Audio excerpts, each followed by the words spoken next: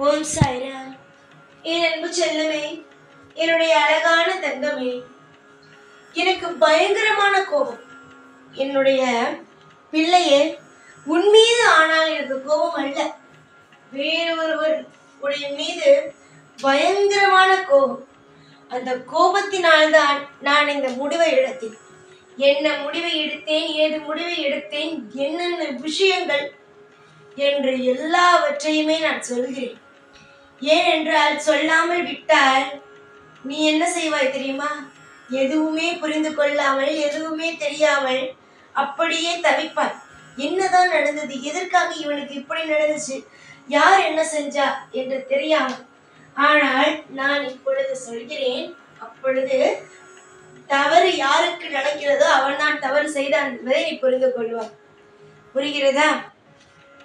அம்மா, உன்னுடைய வாழ்க்கையில் நீ பார்க்கும் ஒவ்வொரு விஷயத்தையும் நானும் பார்க்கிறேன். எதிர்பார்த்த ஒவ்வொரு விஷயங்கள் உனக்கு நடக்கவில்லை. அதற்கெல்லாம் காரணம் யார்? காரணம் யார் என்று நீயே சொல் பார்க்கலாம். உன் கூடவே இருந்து கொண்டு உன்னுடைய வாழ்க்கையில் உன்னை அடுத்த கட்டத்திற்கு நகர்த்துகிறேன் என்று சொல்லி உன்னிடம் பணத்தை வாங்கி பணத்தால் உனக்கு எந்த ஒரு உதவியும் செய்யாமல் உன்னுடைய வாழ்க்கையில் நித்தம் ஐயோ இந்த நபரை நம்பி ஏமாந்து விட்டேனே, என்னை இந்த அளவுக்கு ஏமாத்தி விட்டானே என்று சொல்லும் அளவுக்கு உன்னை கதற வைத்தான் பத்தியா? அவன் மீதுதான் நான் அதிக கோபத்தோடு இருக்கிறேன். என்னுடைய பிள்ளையே, உன்னுடைய வாழ்க்கையில் உன்னை ஒரு தப்பான ஒரு காரியத்தில் இழுத்து விடலாம், உன்னை எல்லாவற்றிலும் தப்பாகவே சித்தரிக்கலாம் என்று நினைத்து கொண்டு இருந்தவனுக்கு நான் தண்டனை கொடுக்கத்தான் போகிறேன். நீ வேண்டாம் என்று நிச்சயமாக சொல்ல மாட்டாய். ஏனென்றால் உனக்கு நம்பிக்கை துரோகம் செய்திருக்கிறான். பணத்தை வாங்கி அதை திரும்பவும் தராமல் உன்னை ஏமாற்றி விட்டான். பணத்தை நம்பி கொடுத்தாய். நம்பி, ஒரு நண்பன் தானே, உறவு தானே, ஏதோ ஒரு உறவு முறை நம்பி கொடுத்தாய். ஆனால் அவன் ஏமாற்றி விட்டான். சரியா? அடுத்தது என்னவென்றால், எனக்கு நம்பிக்கை துரோகம் செய்பவர்களையும் ஒருத்தவர்களுக்கு ஒரு வாக்கு கொடுத்து விட்டு செய்யாமல் இருப்பவர்களை சுத்தமாக பிடிக்காது. அது பாவத்திலும் பாவம், பெரிய பாவம். ஆனால் இந்த பாவங்களை அனைத்தையும் சுலபமாக செய்கிறார்கள். அதெல்லாம் அவர்களுக்கு கணக்கில் எழுதப்படும். அவர்களுடைய கர்ம வினையால் அவர்கள் நிச்சயமாக அனுபவிப்பார்கள். அதில் உனக்கு அதிகமாக நம்பிக்கையை கொடுத்து உன்னை ஏமாற்றி இந்த நிலைமைக்கு கொண்டு வந்தவன், பணத்தை வாங்கி கொண்டு கொடுக்காமல் உன்னை ஏமாற்றி இந்த நிலைமைக்கு கொண்டு வந்தவனுடைய வாழ்க்கையில் மிக பெரிய அளவுக்கு தண்டனையை கொடுத்து அவனை ஒரு ஆட்டம் ஆட்டி வைக்கத்தான் போகிறேன். பணம் என்றால் என்ன? சாதாரண ஒன்றா? அதற்காக நீ எவ்வளவு கஷ்டப்படுகிறாய், எந்த அளவுக்கு அந்த பணத்திற்காக நீ உழைக்கிறாய். ஆனால் எந்த ஒரு விஷயத்திலையுமே குற்ற உணர்ச்சி இல்லாமல் உன்னுடைய வாழ்க்கையில் ஒருவன் பூந்து விளையாடுகிறான் என்றால் அவன் எப்பேற்பட்டவன்?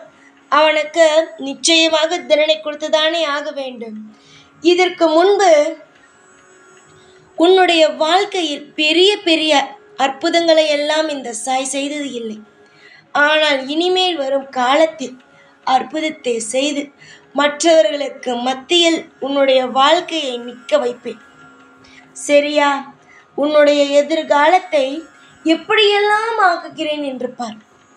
என்னுடைய பிள்ளையே, என்னத்தான் உனக்கு பிரச்சனை, என்னத்தான் உனக்கு வேண்டுமோ அதை தாராளமாக நீ என்னிடம் கேட்கலாம்.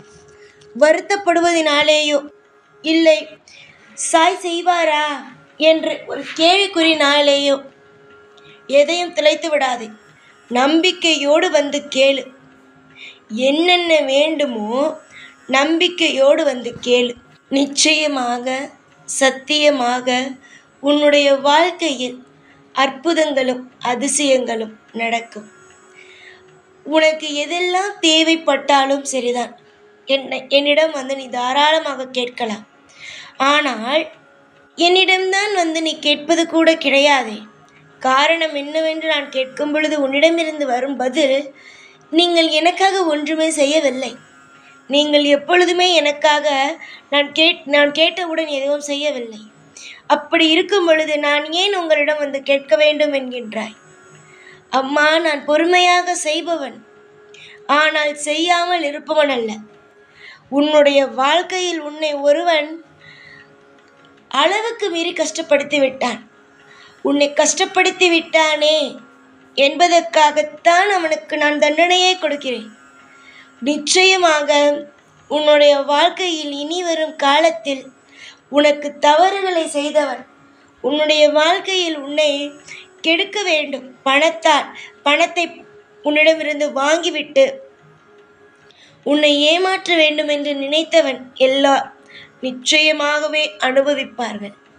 உன்னை தோற்கடித்து உன்னை எந்த ஒரு வேலையும் செய்ய விடாமல் தோற்கடித்து அதன் மூலமாக சந்தோஷத்தில் குளிர் காய வேண்டும் என்று நினைத்தவர்கள் கண்டிப்பாக வாழ்க்கையில் ஒரு நாள் நான் சொன்ன அனைத்து விஷயங்களையும் ஞாபகம் வைத்துக்கொள்.